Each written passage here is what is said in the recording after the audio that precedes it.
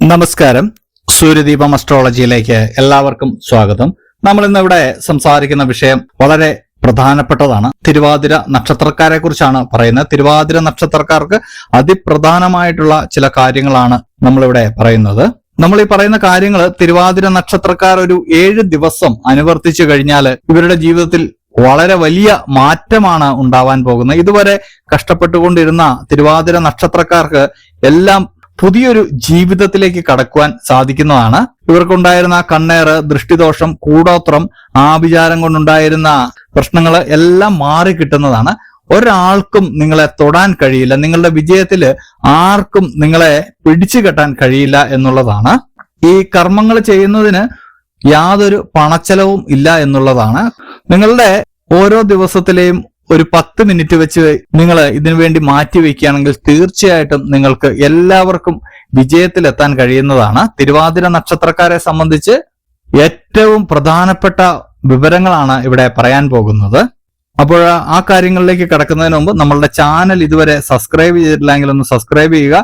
കൂടാതെ വീഡിയോകൾ ലൈക്ക് ചെയ്യാൻ മറക്കരുത്. അതോടൊപ്പം തന്നെ നമ്മളുടെ പൂജയിലുള്ള പ്രാർത്ഥനയിൽ നിങ്ങളെ ഉൾപ്പെടുത്തണമെന്നുണ്ടെങ്കിൽ നിങ്ങളുടെ പേര്, നക്ഷത്രം, ജന്മവർഷം, തീയതി എന്നിവ കമന്റ് ബോക്സിൽ രേഖപ്പെടുത്തുക. തീർച്ചയായിട്ടും പ്രാർത്ഥനയിൽ ഉൾപ്പെടുത്തുന്നതായിരിക്കും. ഈ തിരുവാതിര നക്ഷത്രക്കാർക്ക് എങ്ങനെയാണ് പരാജയങ്ങൾ സംഭവിക്കുന്നത്? നമ്മളുടെ പോസിറ്റീവ് എനർജി എല്ലാം നഷ്ടപ്പെട്ടു പോകുമ്പോഴാണ് പരാജയം സംഭവിക്കുന്നത്. അതുകൊണ്ട് നമ്മൾക്ക് പോസിറ്റീവ് എനർജി നേടേണ്ടതായിട്ടുണ്ട്. അതിനു വേണ്ട ചില കർമ്മങ്ങളാണ് നമ്മളിവിടെ പറയുന്നത്. ഈ തിരുവാതിര നക്ഷത്രക്കാര് ഇവരുടെ രാശ്യാധിപൻ എന്ന് പറയുന്നത് രാഹുവാണ്. അതുപോലെ തന്നെ ദേവത രുദ്രൻ എന്ന് പറഞ്ഞാൽ ശിവ ഭഗവാനാണ്. അതുപോലെ തന്നെ ഇവരുടെ രാശി മിഥുനമാണ്. ഇത് മിക്കവർക്കും അറിയാവുന്ന കാര്യമായിരിക്കും ഈ 3 കാര്യങ്ങൾ. എന്നാൽ ഇതിനകത്ത് അടങ്ങിയിരിക്കുന്ന ചില ജ്യോതിഷപരമായിട്ടുള്ള സത്യങ്ങളുണ്ട്. ആ സത്യങ്ങൾ നിങ്ങൾ തിരിച്ചറിയുകയും അത് 7 ദിവസം നിങ്ങൾ നിങ്ങളുടെ ജീവിതത്തിൽ പ്രയോഗിക്കുകയും ചെയ്യുക. രാശ്യാധിപനായിട്ടുള്ള രാഹുവിനെ നിങ്ങൾ പ്രസാദിപ്പിക്കേണ്ടതുണ്ട്.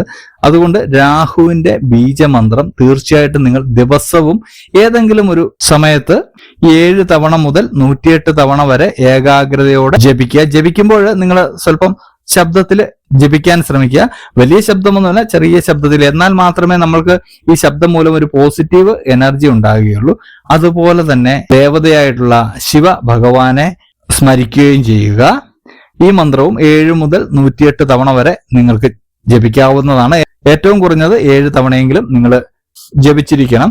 അതുപോലെ തന്നെ ഇനി പറയുന്നത് അതിപ്രധാനമാണ്. നിങ്ങളുടെ രാശി മന്ത്രം അതിരാവിലെ എഴുന്നേൽക്കുന്ന ഉടനെ നിങ്ങൾ ആദ്യം ജപിക്കേണ്ടത് നിങ്ങളുടെ രാശി മന്ത്രമാണ്. മറ്റ് ശബ്ദങ്ങളല്ല നിങ്ങൾ പുറത്തേക്ക് ഉണ്ട്. ആ ശബ്ദങ്ങളിൽ നിങ്ങൾക്ക് ഒരുപാട് പോസിറ്റീവ് എനർജി ഉണ്ടാക്കുവാനും അത് നിങ്ങളുടെ ശരീരത്തിൽ ഒരു ഓറയായി തീരുവാനും ആ പോസിറ്റീവ് എനർജി കൊണ്ട് മറ്റുള്ളവർക്ക് നിങ്ങളെ ഉപദ്രവിക്കാൻ കഴിയാത്ത രീതിയിലേക്ക് നിങ്ങളുടെ തേജസ് വളരുന്നതുമാണ്.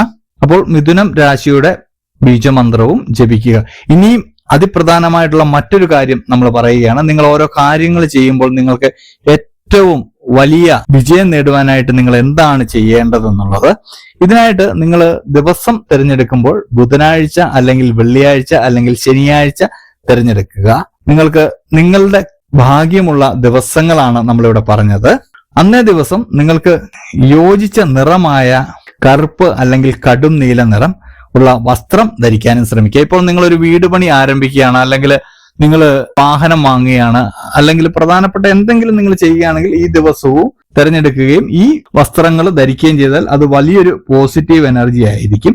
ഇനി മറ്റൊരു പ്രധാന കാര്യം, തിരുവാതിര നക്ഷത്രത്തിൽ ജനിച്ച ആളുകൾക്കെല്ലാം ജ്യോതിഷപരമായിട്ട് അവരുടെ പേരുകൾ തുടങ്ങുവാനായിട്ട് ഓരോ അക്ഷരങ്ങൾ കൽപ്പിച്ചു നൽകിയിട്ടുണ്ട്. ആ അക്ഷരങ്ങളിലൊന്നും ആയിരിക്കില്ല നമ്മളുടെ പേരുകൾ തുടങ്ങിയിരിക്കുന്നത്. പക്ഷേ അതിലൂടെയും നമ്മൾക്ക് ഫലം നേടാൻ കഴിയുന്നതാണ്. അതിനായിട്ടുള്ള കാര്യങ്ങളാണ് നമ്മളിവിടെ പറയുന്നത്. ആദ്യമായിട്ട് തിരുവാതിര 1-ാം പാദത്തിൽ ജനിച്ച ആൾക്കാർക്ക് തുടങ്ങാൻ പറ്റുന്ന പേരുകൾ ഖു എന്ന അക്ഷരം കൊണ്ടാണ്. 2-ാം പാദത്തിലാണെങ്കിൽ ഖ എന്നും, 3-ാം പാദത്തിലാണ് ജനിച്ചതെങ്കിൽ ങ എന്നും, 4-ാം പാദത്തിലാണ് ജനിച്ചതെങ്കിൽ ഇച്ഛ എന്നുമാണ് നിങ്ങളുടെ പേരുകളുടെ ആദ്യ അക്ഷരം വരേണ്ടത്. പക്ഷെ ഇങ്ങനെ ഒരു പേരുകൾ നമ്മൾക്ക് കണ്ടെത്താൻ കഴിയുകയില്ല. പക്ഷെ പേരുകൾ മുഖാന്തരം നമ്മൾക്ക് ജീവിത വിജയം കണ്ടെത്തുകയും ചെയ്യണം. അതിനായിട്ട് നിങ്ങൾ ചെയ്യേണ്ടത്, നിങ്ങൾ 1-ാം പാദത്തിലാണ് ജനിച്ചതെങ്കിൽ നിങ്ങളുടെ പേര് രാജൻ എന്നാണെങ്കിൽ ഖു എന്നെഴുതി ഒരു കുത്തിട്ട ശേഷം രാജൻ എന്നെഴുതിയതിനു ശേഷം ആ പേപ്പർ മടക്കി നിങ്ങളുടെ പൂജാമുറിയിലോ ഇഷ്ട ദൈവത്തിന്റെ മുമ്പിലോ വെച്ചതിന് ശേഷം നമ്മൾ ഈ പറഞ്ഞ പോലെ ബാക്കിയുള്ള കാര്യങ്ങൾ ചെയ്യുക. അതിനുശേഷം ആ കർമ്മം തീർത്തതിന് ശേഷം തിരികെ വന്ന് ഈ പേപ്പർ എടുത്ത് നിങ്ങളുടെ പഞ്ചഭൂതം എന്ന് പറയുന്നത് ജലമായതുകൊണ്ട് അത് ജലത്തിൽ ഒഴുക്കി വിടേണ്ടതാണ്. ഒഴുക്കുള്ള ജലത്തിലേക്ക് അത് ചുരുട്ടി ഒഴുക്കി വിടേണ്ടതാണ്. ഇങ്ങനെ ചെയ്തു കഴിഞ്ഞാൽ കൂടുതൽ ഫലം അതിനുണ്ടാവുന്നതാണ്. അതുപോലെ തന്നെ മറ്റൊരു കാര്യം, നിങ്ങളുടെ പഞ്ചഭൂതം എന്ന് പറയുന്നത് ജലമാണെന്ന് നമ്മൾ പറഞ്ഞു കഴിഞ്ഞു.